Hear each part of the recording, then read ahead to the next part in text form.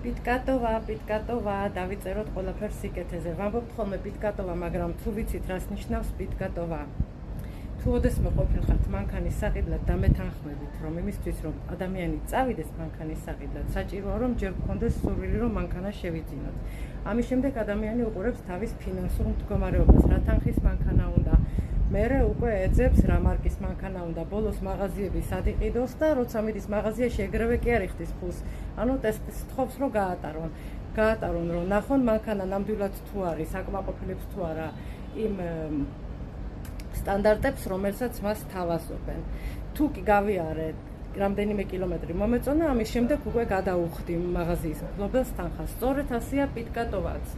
კიფურზე ჩვენ ყველა ვიყავით ანგელოზები, ვთხოვეთ გამჩენო მაპატიე, დღეიდან ვეცდები რომ კარგად მოვიქცე, არ ვილაპარაკებ ლაშონარას, ასე გავაკეთებ, ისე გავაკეთებ და ასე შემდეგ.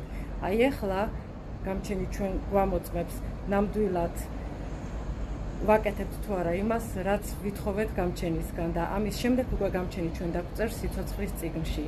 პიტკატოვა, პოლტო ხაგსამეახ.